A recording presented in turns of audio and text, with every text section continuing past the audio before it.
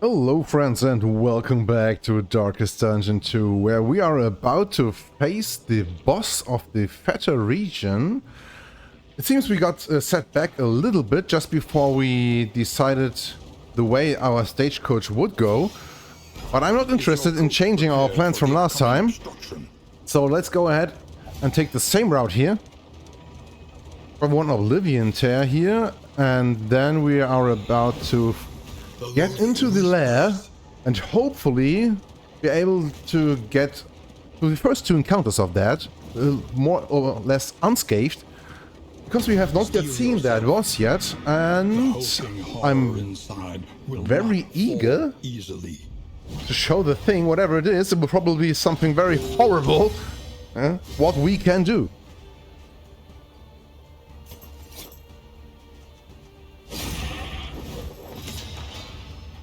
I bet the boss is like some huge amalgamation of flesh or something like that. Like on Darkest Dungeon 1, the wall of flesh enemy or something like that. You know what I mean? It's 100% what we are about to face.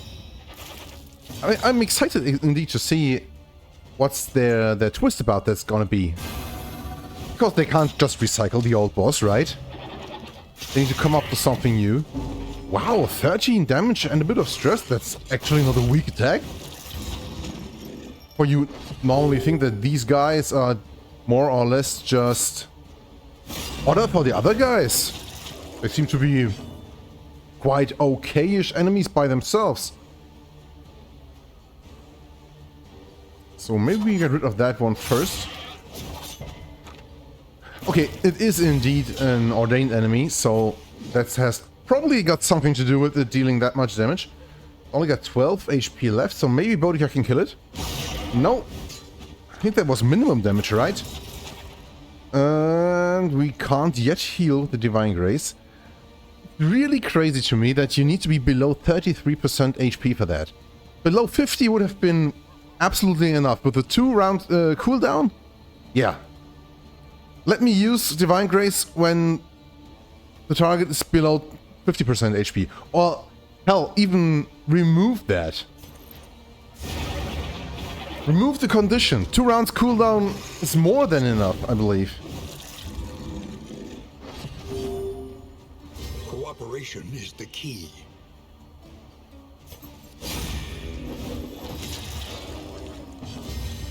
So she's got a problem of not being able to attack him right now, so we hack through that stuff. And then this one will be able to land a good pistol shot. Only 4 damage though. Yeah, that's because we moved him back, right? He's on the rogue path and he deals less damage when he's on the back. Yeah, I should remember that. So not move business back with Samanthi's move skills.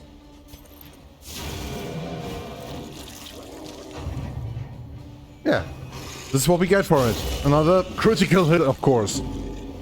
Because why would it be anything but a crit, right? Whoop. Okay, first round down. Guy's still looking okay.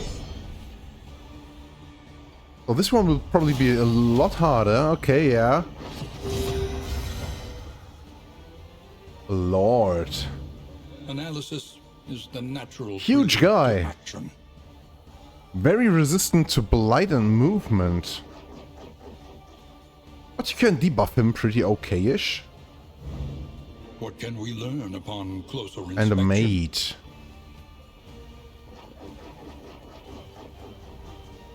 Okay. We probably want to get rid of that livestock as quickly as possible, but maybe we do want to try and blind the Lord right now. Okay, I'm just was talking about, hey, he's got only 20% debuff resistance. Yeah, of course it immediately procs. Okay, let's get rid of that livestock then. They will probably still be able to just eat the corpse. Okay, so that seems to be more of a back row enemy. She was in position 2 and used the move to move herself back.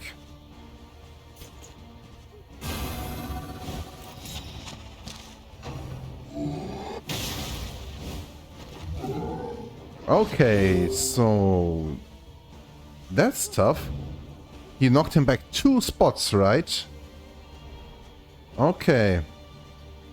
So that pretty much means that this one will deal like no damage this turn.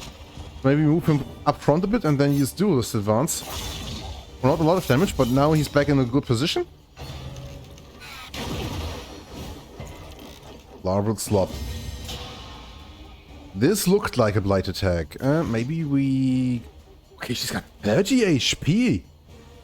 I was like, maybe we killed that one first because it's probably got a lot less HP than that guy, but... Okay, it is ordained with 40% extra HP, but still... Seems like... Quite a big HP pool. Maybe we want to use some antis next turn to get rid of a bit of stress here, and now... Yeah, just keep nuking. And that's probably a big heal for himself. Yeah, of course. And like the dinner card, guys, he will now use a powerful skill. Okay. But he's still blind. So at least we got a good chance that he will miss. The stimulants will probably be good for the boss fight. I don't want to use those now. Yeah, and pretty much the only thing that she can do now is keep using Judgment. Maybe we want to actually use Toe-to-Toe because she's got a block plus and a dodge plus. And if we can make the enemy attack her with his big attack, this will probably be very good for us, right? You can't use the repose with that, but still. Vilus Cannon, yeah! With the blindness and the dodge plus, there's a good chance that this will not do that much damage. It sounds like it will deal a lot of damage though. Yeah. Good combo hit. Oh, now you're afraid, right? Oh no, don't kill me. Yeah. 25% death resistance. I don't think we'll do him that favor.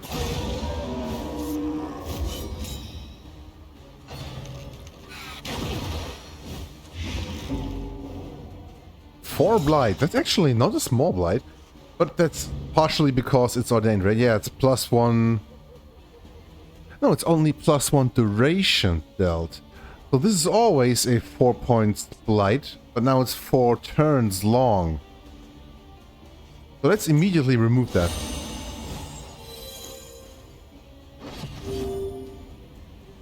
And maybe get rid of a bit more stress. I would actually like for that enemy to hit like her to below 33%, which she probably is now. Yeah, she is, absolutely.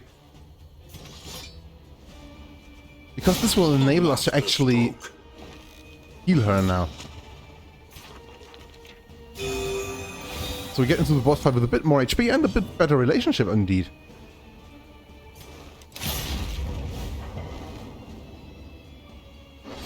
So bad that I misunderstood how the...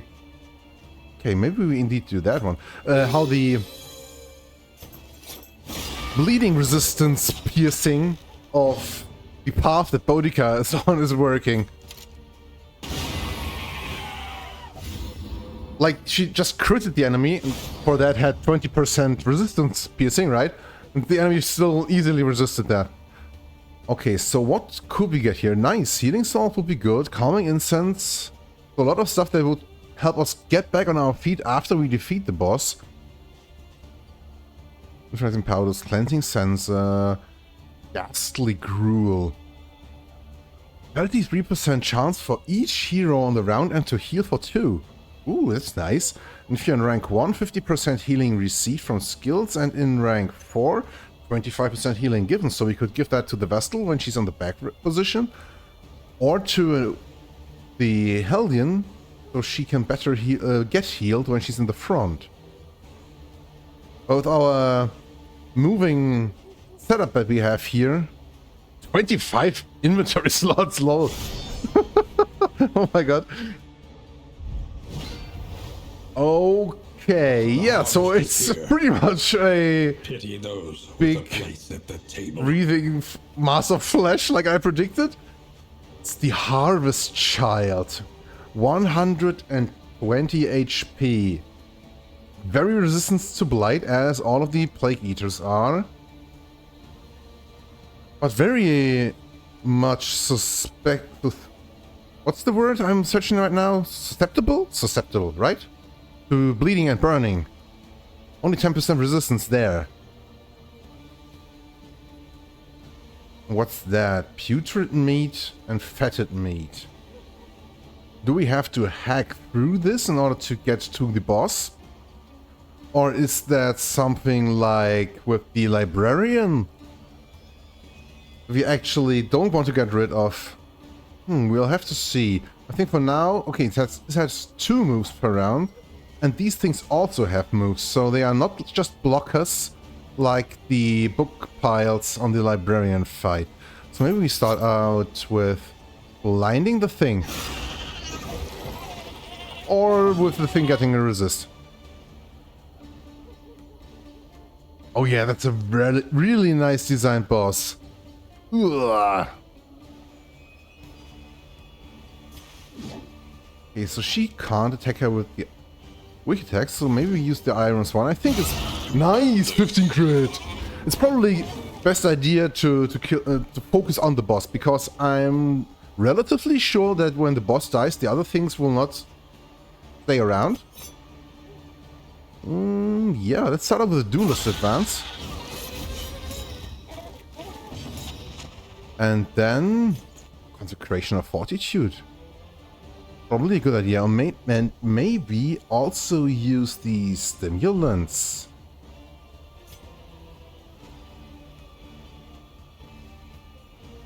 Maybe on her. And now use the Consecration on the front row. And let's see what these things can do. Mouth-watering aroma. Tempting aroma. Okay, so that thing's put debuffs on our guys. Okay, and the thing moved forward and blighted our back row.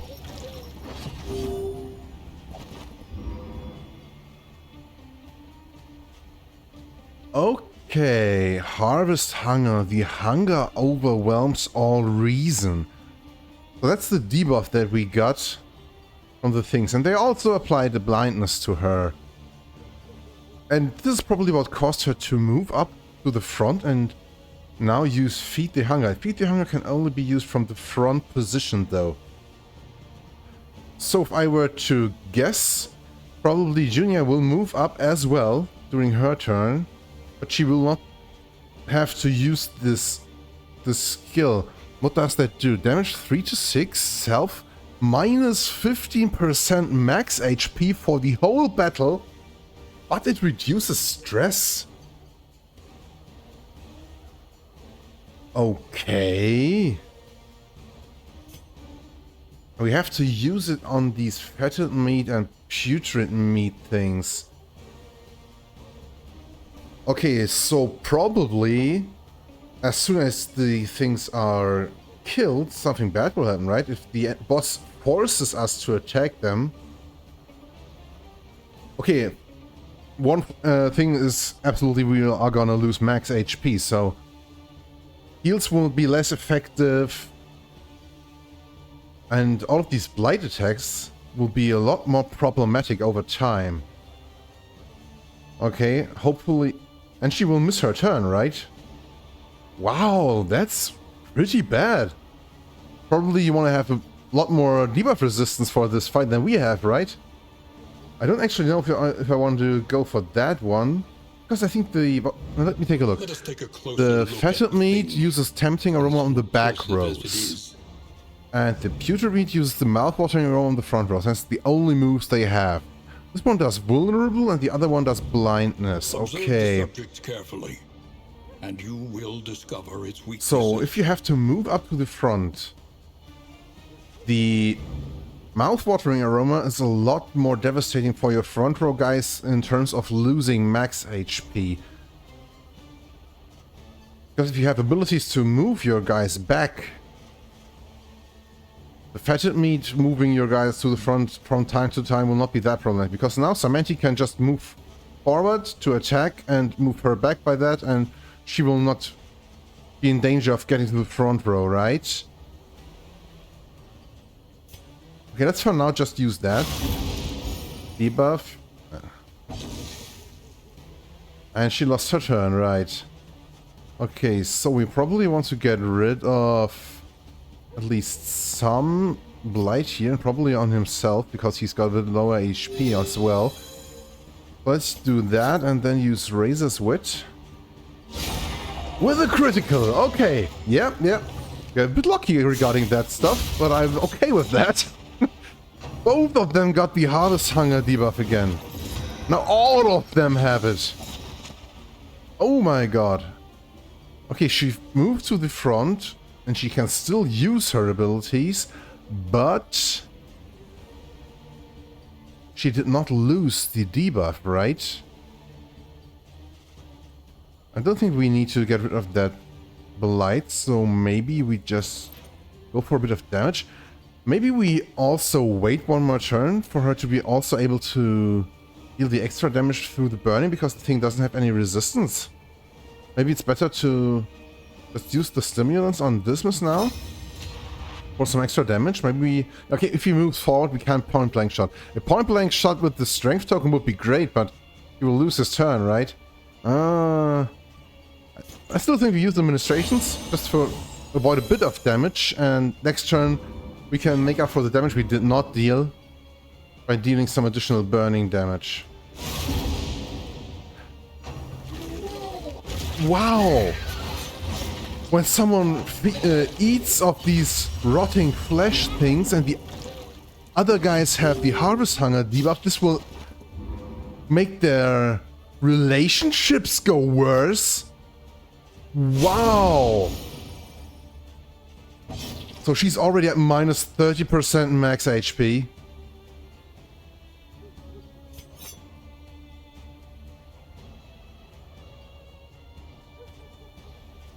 And he did lose his strength token. Did he attack something? No, he didn't, right?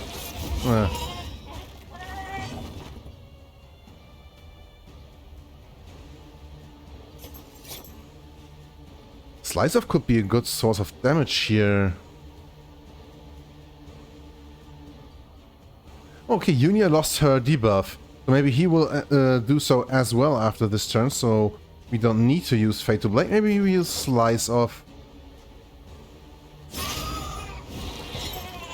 And the thing with the 10% bleeding resistance just resists. Okay, now she's blinded still. The Judgment has a good chance to miss. I think it's still the only thing that we can really do. And we are lucky. And the thing resists the burning as well. Holy moly, we are again getting really, really unlucky. Wow, and this Ward of Life attack indeed deals a lot of damage. It does have 10% bleeding and 10% burning resist, and it resisted both of our bleed and burn attacks. And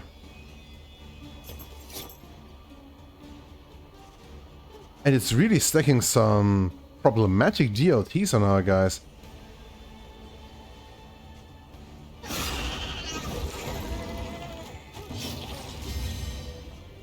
And it resisted the blindness as well.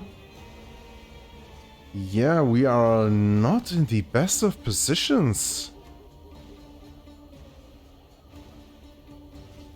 We can use If It Bleeds to attack it. 43% chance the bleeding will not go through though. But probably better than attacking the meat thingies. It's already down to 45 HP, so almost to a third. Now I'm thinking about whether we should actually try to kill those putrid meat things. 11 to 18 out of 25 HP. Could actually be the right thing to do, maybe? I'm not sure. I think for now, we just focus on the boss. With a critical! And finally we get a bleed as well. He needs to feed the hunger. We can't even give turn to heal him. But Junior will be able to heal him, and their attacks don't deal damage, right?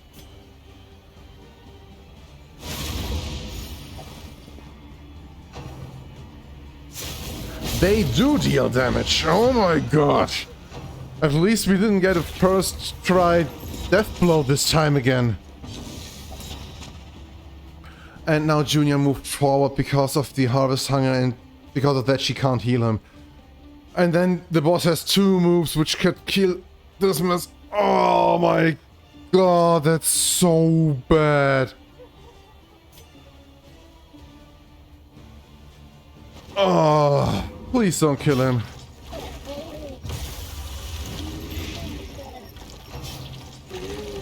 Whew.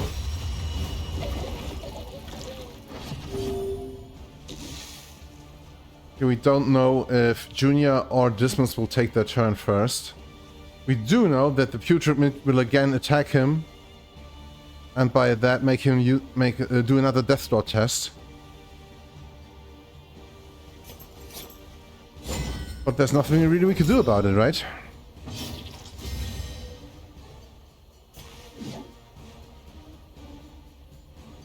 Three attacks that could hit him and kill him.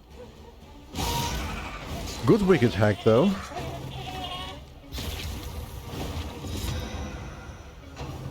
Please don't kill him. Wow, okay. And now you attack some other guy. No! Not all who seek redemption will find it. Okay, the thing has 8 HP left. And it of course has death resistance. So we do need to heal Boudica. And they hate each other for it. Yeah. I think we will be able to rescue the last of our guys.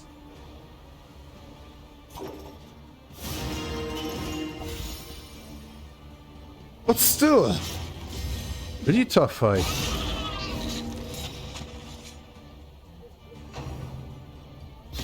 Maybe it's actually a good idea to first kill at least one of those 2 meat thingies.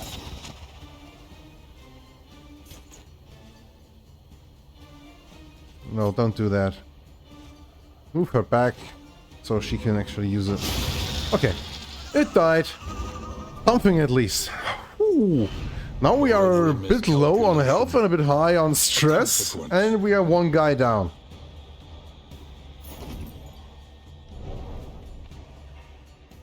Poor Dismas. The loathing abates. And we are about to fight the Oblivion's Rampart fight immediately. Still, very cool boss fight. I like it a lot. You have to get rid of a lot of things, or maybe just equip them. We could have even brought some bandages. Oh no, he had anti-venom equipped before the fight, right? But she didn't. So we could have brought some bandages, which could have helped with the front row bleeding there. I need to make sure I have all of that stuff equipped before going into boss fights. So what do we do now? This one's only healing, only a bonus if you're on rank 4. We can't use that now. We could give it to Boudica, and Junior would be able to heal her better.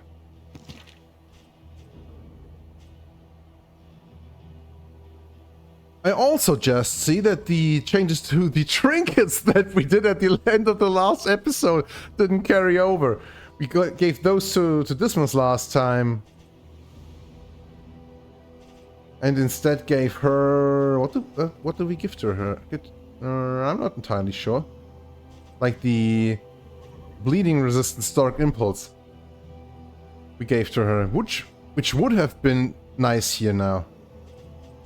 And also Sarmenti didn't have the blight resistance on. Oh my god, that was so sloppy of me. Okay, note to myself. You go into a boss fight, always check your whole team before that. Immediately before the boss fight, check your whole team. So I think we need that one now. With the extra HP and more healing received, we can probably keep her up for the fight that is to come. And we can maybe make the enemies attack her a bit more with using the toe-to-toe. And then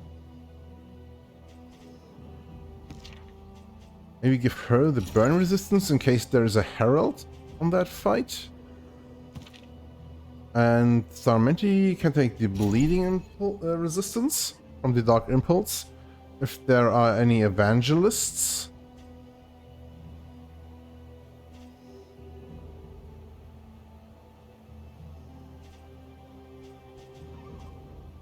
There will be no blights in fights against cultists, right?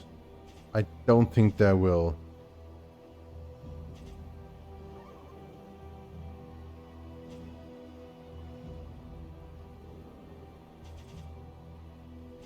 Do we want to have the Heartseeker on him with the minus healing received? No, I don't think with him being that low, that's probably a bad idea. Let's use that one, and I think we're fine. And now we have to get rid of some stuff. Let's sort that, and then throw out some chalk dust, right? And that's it. Okay. Hopefully we were able to get through this. Stress is medium, not too high, but could be problematic during that fight. If we get like a cherub and a herald. This could pile up quite quickly. Come on, get a bit of traveling heal. A bit more. Okay. Let's see what we get here. Okay, that's a deacon.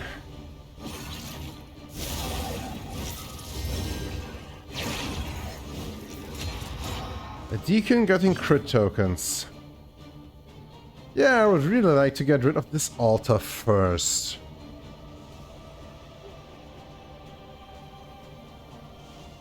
I think, though, we'll be relying on Boudica's Iron Swan in order to do so. And for the time being, we probably just try and blind the guys that are here. She has a strength token indeed, so maybe we try and avoid that one. Yes, okay. No hit. Of course.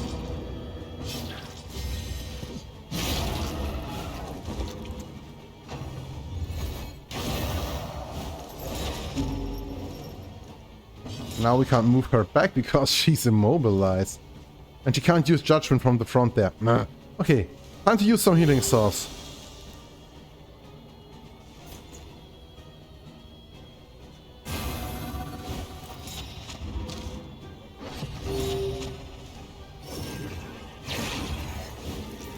So that one was... I think she's got a skill healing herself, right? Like a quirk? Yeah, she's Defiant. Was this only Defiant, or was this combination of Defiant and the... Excuse me, the extra healing from that one? Probably, right? Because I think her Defiant would only heal her for 2. We could get rid of that bleeding, heal up a bit, why not? And also reduce some stress. We can keep using Foetor Black. But this will also give us a chance to give them crit tokens. How much is the chance? 25%. I think it's still best to hope to not give them crit tokens and maybe blind them. And of course the Iron Swan doesn't do any damage on that run.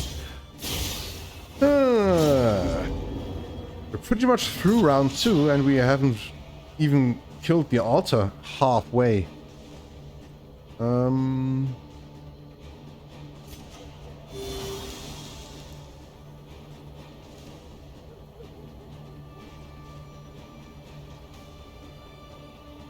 think we probably need to move her back just so she will be able to heal. And use her judgment skill. Did that guy just inflict an 8-point bleed with one attack? I believe so, right?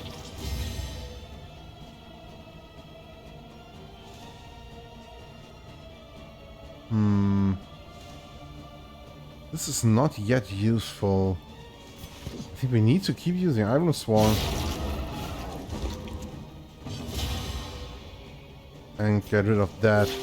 This wound, at least, has been tended to. Slice off on the Deacon will not do a lot, at least not with him regening right now, so Battle Better can't be used on the front row to give her extra strength. Where? I don't want to move him back though using Fatal Black, so it's pretty much just Slice off, which can only hit the Deacon, or moving him to the front. Which then means that we can't use Iron Swan. That's really, really bad.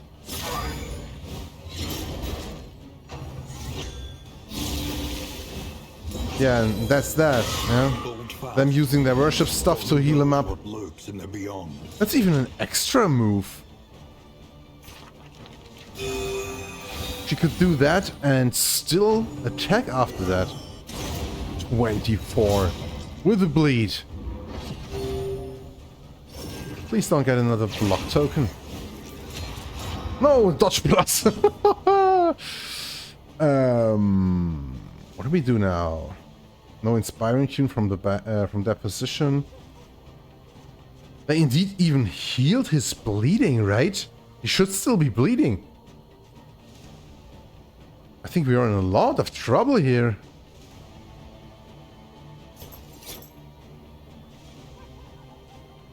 All of them got dodge plus tokens through some move? I think it was something that the altar did, right? Or maybe not.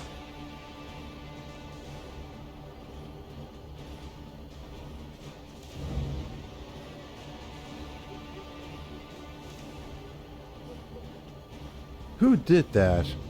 Observe the subject carefully, and you Here, will discover exaltation. its weaknesses. That was the 24 damage attack that with the bleeding and stress that he did to Boudica, and he also gave his allies dodges plus. Wow, that's an incredible move. It probably needs him to have a worship token, right?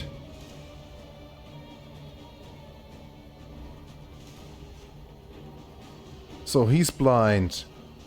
And they all have dodge plus. It's not only allies. Himself also gets one. He can't attack the altar, so Boudica will probably miss. Oh my god, that's a horrible place we're in. And Boudica will get to Deathstar with that bleeding. And we can't heal again.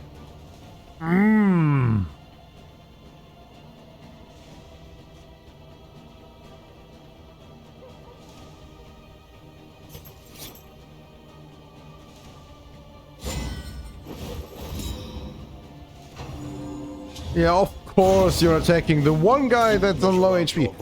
And now she has to do the Death Dodges. And the immediate death blow again. Okay, so I'm sorry to say, but this run is right now coming to an end.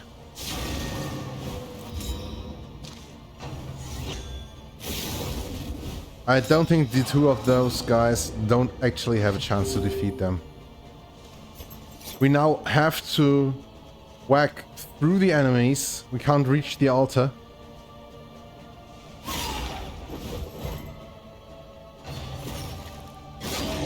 And that pretty much means that the Deacon is unkillable for us. Because he will always get healed up by the altar that we can't reach. I think this is indeed no use to fight. I think this is the first time we abandon an expedition. I don't think we lose any candles through that, right? Yeah, let's just do that. I don't want to forgo any bonus candles that you would earn if you make it to the next end, but we Absolutely wouldn't. Yeah, so let's abandon that. Don't waste any more time and get on with the next run. Oh my god. Oh. And experience. Twin yardsticks of progress. Only 23 candles. That's not too bad, but not good as well. Ah. I'm really sad that this run came to such a sudden end. Swallowing the world. Okay, let's quickly spend those candles and get out on the road again. I think maybe this time we want to try out the flagellant. In ample portion. I don't think we need any more to invest any more into him. Flagellant, maybe together with the leper. That could be interesting. Maybe just invest that so we can then later take a look at it, and also maybe something for her. Just so we can use her in the future. I don't think I want to take her on this run. So maybe don't invest any money there right now. Maybe we take the grave robber once more, huh? Venom drop path. Let's unlock that, and I think for the rest we actually want to go to the working fields and unlock some stuff here. But I don't think we have been to the mountain here yet. What is that? You can unlock something for the characters with 3 candles. Let's just try that, right? Tools and trappings. Weapon kit. The regalia of a life. Okay, so that's probably cosmetics, right? So I don't think we invest any more into that for now. So the mountain is just prestige stuff. Study the winding roads and routes of our Something kingdom. here could also be very good. 10 more to unlock another stagecoach item slot. That would be really nice. But then we have nothing that we can equip. So maybe for now, go to the working fields, do this one, Tools of iron. and then get a stagecoach item. Shurigan's table. Chance to remove diseases after each occasion, okay. And then maybe a few more trinkets. Toxic Ichor. Instruments will help us diagnose Reduces the the world's enemy affliction party's resistance to and DOTs. overcome it. Blistering Bugle. 50% chance to get a taunt token at turn start. If you're the first, you also have a chance to get vulnerable, okay. Every Hastening twinkling history. recollection Random ally on is turn another end. implement at our Speed. disposal. His speed is low. Chance to get stunned. That doesn't sound very nice. I mean, okay. If you give this to a guy that already has good speed, this will speed up your guys even more, but you can't rely on your turn order then anymore, right? Because it will get mixed up with the speed A drop buff. of sanity Clandestine Cape. in a sea of madness. Round start, chance to get stealthy. And on miss, chance to get vulnerable. Okay, that sounds like a nice trinket for the grave robber, right? Time in the desert. Is that a book by Al Hasret? He was in the desert, and he writes books, yeah? Oh, this could be actually something that he wrote. Chance to get stealth every round? Yeah. Also nice for the grave robber. Now we got 3 more candles. What do we do with that? Probably... Okay, the cost for the in items and combat items did increase a bit. So maybe we get 1 more combat items unlocked. And then a trinket.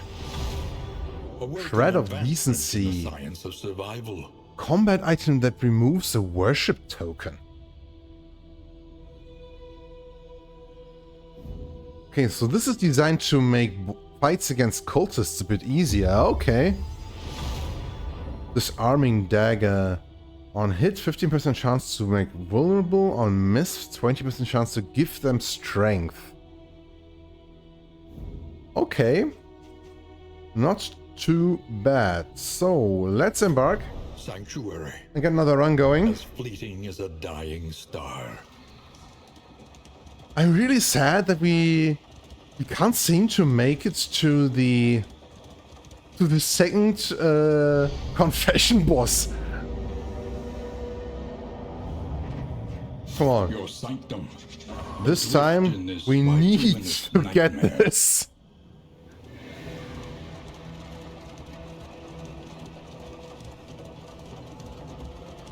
I understood your eagerness to build a reputation, and it pained me greatly to hold you back. Okay, that was a very small bit of information for us. Hope to find their way. I wonder if the amount of information that you get there is reliant on how many candles you got. So you get some more information once you get to 100, 150 candles and stuff like that. Maybe that's how it works. So the flagellant. I gotta tell you, I already took a look at him. So he got reworked a bit. He's not causing bleeds anymore, but instead he's causing blights. And his base kit is pretty okay indeed. He's got the punish as his only attack really. Faster, I think I will show all the skills so you can pause the video if you want and take a look at those. But otherwise I will explain during the run then. Zealotry. Still, I think I will make a small cut here. So I can set all of this up with the paths and so on, and be right back in a second. Adversity is the very essence of existence. Okay, and so I'm back with the finished up build. It took quite a bit of time, because I had to fix things up a bit from here and there. I originally wanted to take a Vestal with us, but I then refrained from it when I saw what quirks she had, because she's got the Breacher quirk. And this moves her forward 3 ranks at the start of every combat. And that's just something we can't use right now. I would be thrilled if we had more skills of her unlocked, and it would be possible to make her like a front row healer or something like that to use that, because getting 2 block plus and 2 strength tokens at the start of every combat seems incredible, but it's just not possible for her to fill that role right now, I believe, because we have all of these skills still missing. And with only the Mace Bash and the Hand of Light there, that's not something we could actually do. So I replaced her with the Occultist. Let's go through the setup that we have here. The Leper will come with us with the Tempest path again, like we already used him once. We have the other path, Unlock the Poet, which is more of a tanky path for him. He loses damage done, but he gets additional healing through his own healing skill, and is very resistant to movement and stuns then. But I think this will not be that necessary, because indeed, every single one of the guys that we bring has the ability to heal either themselves or someone other. So I don't think we need the extra healing here, and the extra damage could be very, very useful. I switched out the Purge for the break, so we have a chance to, an ability to go through blocks there with him. I think this will be okay. Then we have the Flagellant with his base set on the Wanderer path. The Maniac path that we already have unlocked sacrifices Blight potency in favor of flexible positioning, debuffs and disruption. We don't have all of the skills that are affected by this, namely the Acid Rain and the Sepsis skill. But the Punish skill, for example, which is pretty much his only attack that he has right now, gets a bit debuffed by that and will deal reduced blight damage. So I think we will stay with that, and he will probably have good chances to fill his role. He's always got the ability to sacrifice own health to heal someone else, which is very, very interesting. And I think after that, Al-Hazred will be able to patch him up again, and this will be pretty alright. we have at least some way of going through defensive abilities of the enemies, blocks and so on with a bit of blight and so, and I think Flexion will be okay. Maybe we want to give a hero shrine to him quickly, because I suspect that he will get acid rain first, which is like the rain of blood from the Darkest Dungeon 1, if I had to ask. And this will probably be like his back row skill. On Darkest Dungeon 1 he also had the punish skill that would affect the front 2 rows enemies and bleed them. Now it's blight. And the acid rain, which would hit both of the back ranks for very low damage, but also bleed them. And I suspect this is just the replacement of that. So we can try getting that. Then we have Al-Hazred, also on the Wanderer path indeed. I first thought about putting him in the back row actually there, but then he wouldn't be able to use Sacrificial Step, and we had this multiple occasions already where we were like, okay, only Bissell Artillery and Demon's Pull are a bit underwhelming, so now he has got a proper damaging ability with the Sacrificial Step, and he will also be able to put combo tokens on the enemies so that Baldwin will be able to probably hit them even if he's blind. We can pull in enemies so our front row guys can then whack away at them if we want to focus someone in the back rows. And we can also clear corpses with that. That's why I think we don't need the Purge anymore. And I don't think the Ritualist path will be necessary, because the improved healing skills is just something with all of the healing that we got going right now I think we don't need. And the relatively rare buffs that he would get, I don't think outweigh the relatively frequent vulnerable tokens that he gets on this path, and I don't want him to get hit too badly on multiple occasions, if that makes sense. And then we have the Grave Robber on the Venom drop path, which I think is very, very interesting. So it sacrifices ranged damage for blight and mobility. I don't actually know about the mobility part here. It affects a lot of skills indeed, like lunge and pirouette. Lunge we already have, but pirouette not. Glint in the dark also.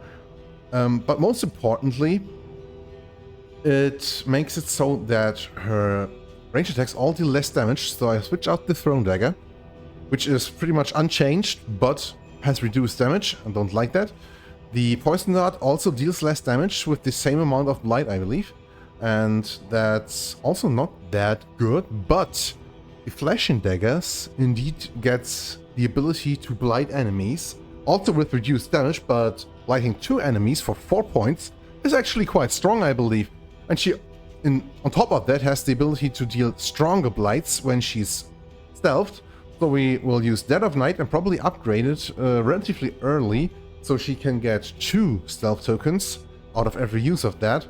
And then I threw in Repartee just in case we want to use it from time to time, when she's maybe on maximum HP or high HP on the back rows and the other guys are a bit low, and we manage to get some stealth onto her. We can then get a bit of heat of the other guys. And I think this should be okay. Indeed, I saw, when I first tried that one out in this order here, that this is La Danse Macabre.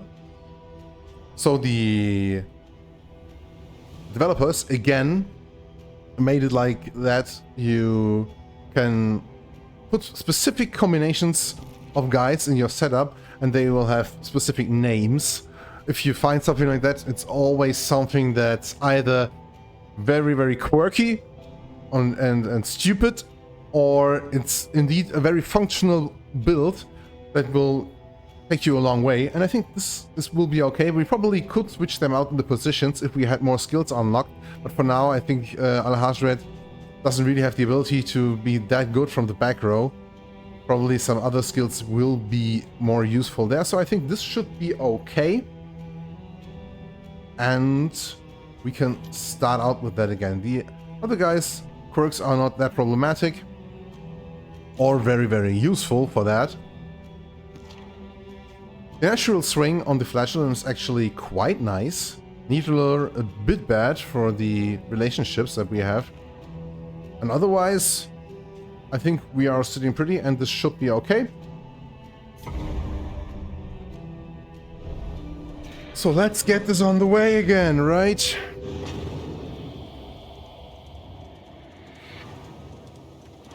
Onward once again, though all the world's horrors bar the way. Yeah, back to the valley. The point of no return welcomes you with open arms. Okay, so one thing I wanted to tell you guys. Is giving way. From now on, I will not be using the blind hashtag or whatever for my Darkest Dungeon videos anymore, because indeed I did start to play the game a bit on another save file with my brother. We just wanted to get into the game a bit together, and only playing it on YouTube here was a bit less for me. You know what I mean? I wanted to play it more, and so I started this new play file with this new save file with my brother, and it's not very much progress, but I believe that probably quite soon I will come into contact with stuff there that we have not seen during the normal runs here, and I will probably start mixing up whether this and that happened here on videos with you guys or on the play with my brother. So I believe it's probably best to just drop that tag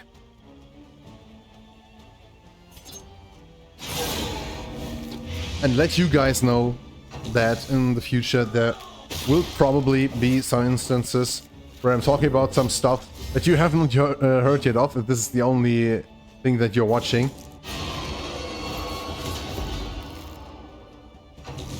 Oh, come on.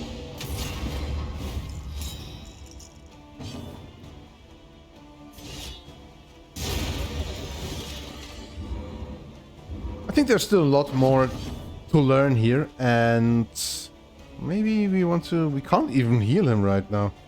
He's got 50 HP base, which is a lot.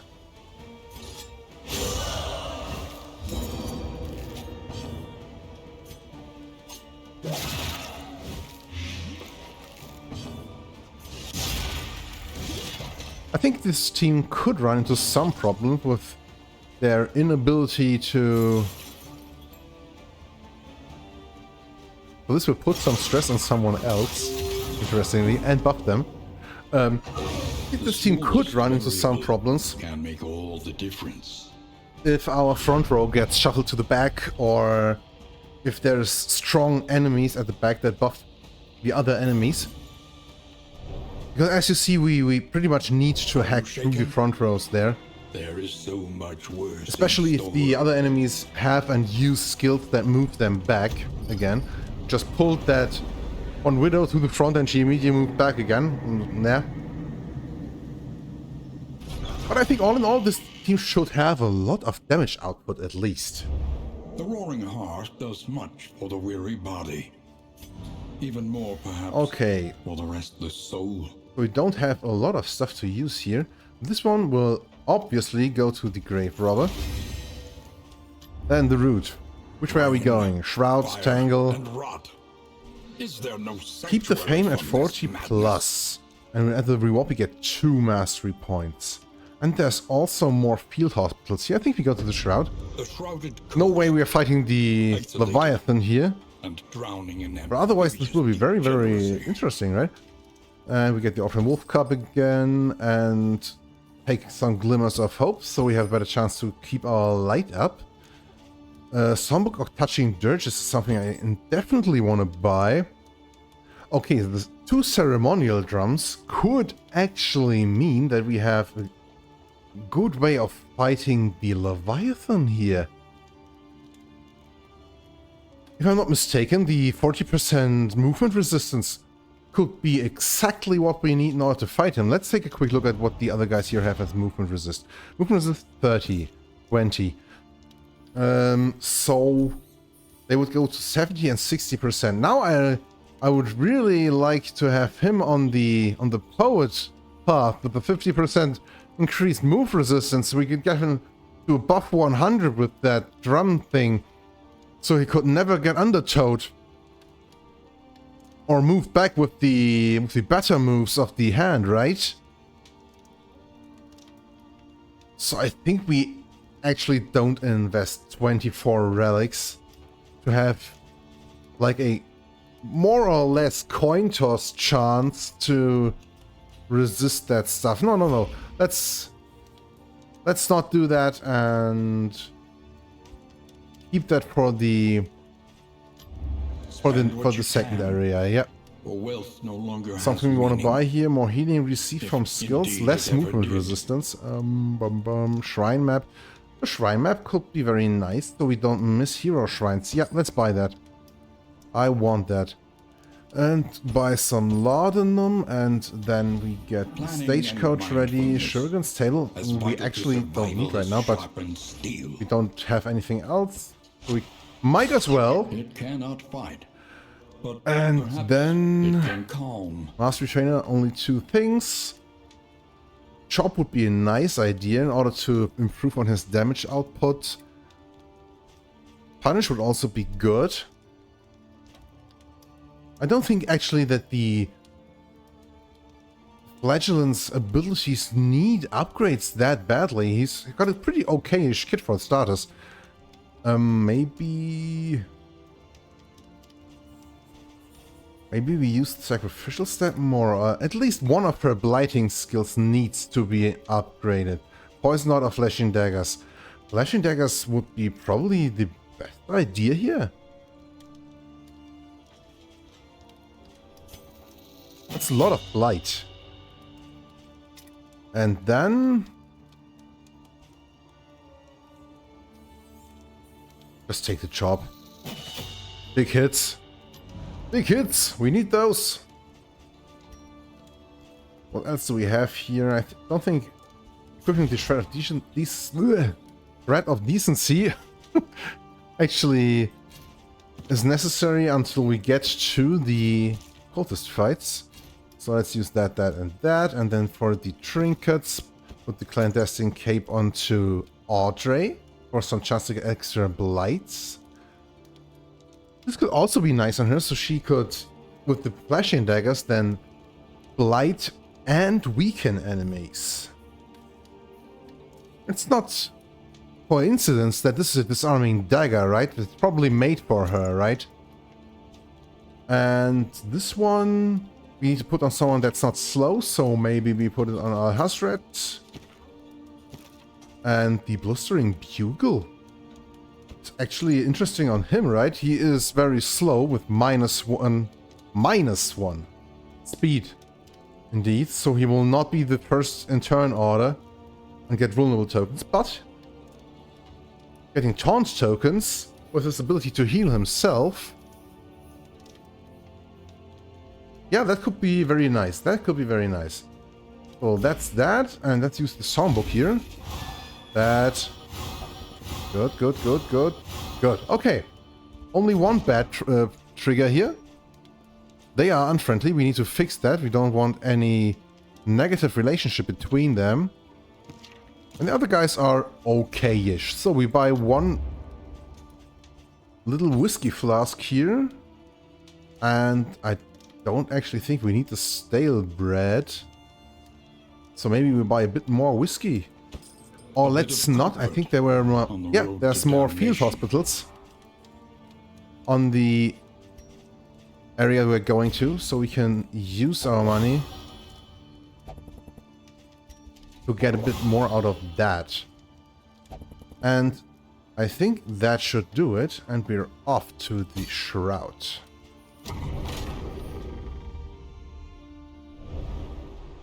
I think if we don't intend to fight the boss in the area, and there's no ordained enemies pretty much, it's not that important to have food items for your guys, right?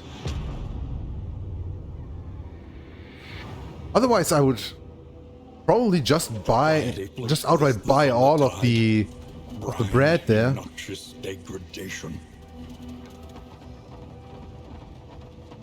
Okay, what do we have here? Hero Shrine, and then the Watchtower. That's quite alright for starters indeed. And then we get to the field hospital here. And can get rid of some bad... Oh my god, so many field hospitals! Of some bad quirk. Oh no, we are not going to that field hospital. Then we are going to one hero shrine at least. And after that, probably creature den. And yeah, it's okay. Let's do the hero shrine. And who do we give that to? Ahead. A place to reflect, remember, and reconcile. Okay, first of all, we have a fight. Just a little one, though.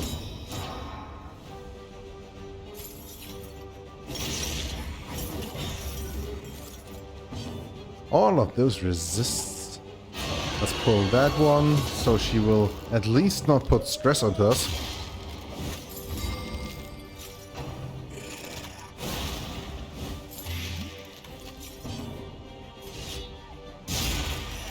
Oh, come on, you can do better than that.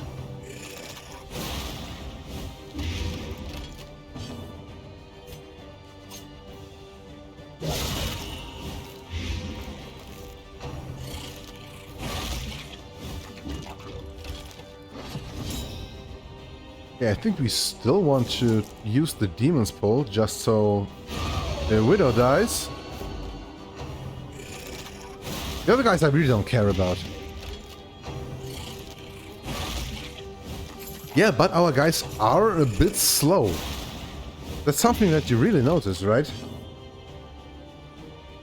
Okay, she got a stealth token, so we could now use repartee, but it wouldn't do anything because those guys can't take position 4, right? Analysis is the Yeah, natural. we can only use the first 2 positions, so flashing daggers with a very good blight of 6 points.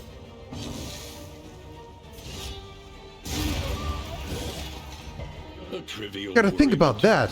If she's stealthed up, she can do 6 points of blight to 2 enemies.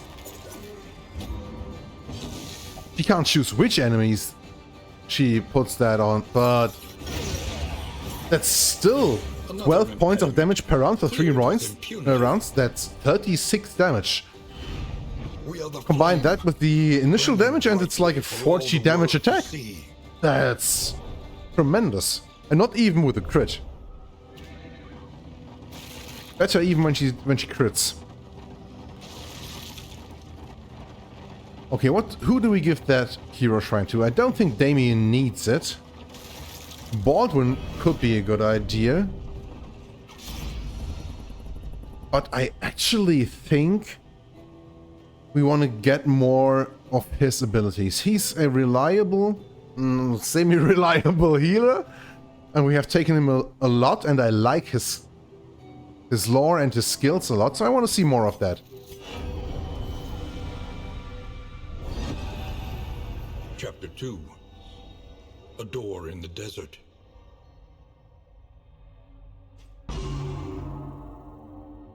He found himself in a vast expanse of windswept dunes. Ahead, the stone spires of a pyramidal temple called down jagged bolts from a rolling, angry sky. Undaunted, he crossed the threshold of the towering aperture, settled himself upon the central dais, and prepared for the coming sacrifice.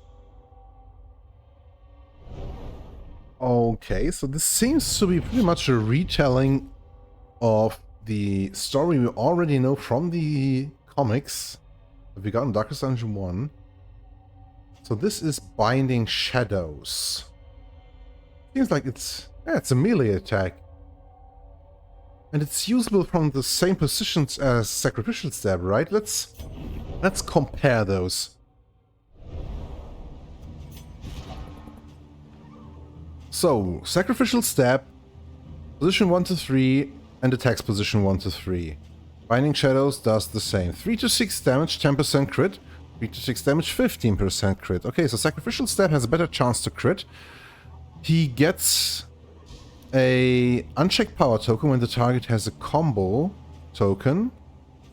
And this thing moves him forward and also gives him a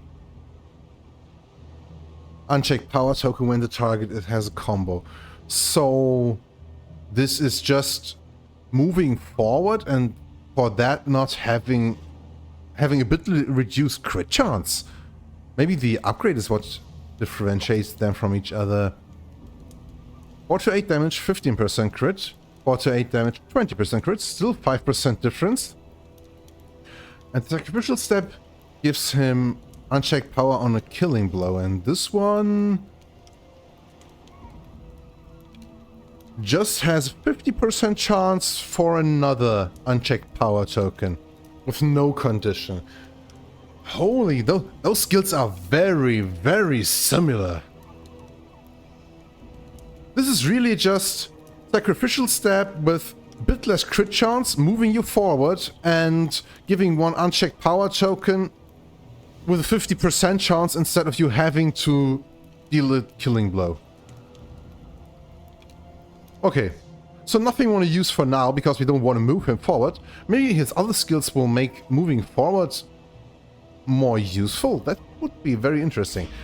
But I think for now we'll end this episode. So my name is Domo McBonza. I'm your friendly little neighborhood tree. I wish you all the best. Stay safe, stay hydrated, and I will see you in the next one. Bye bye.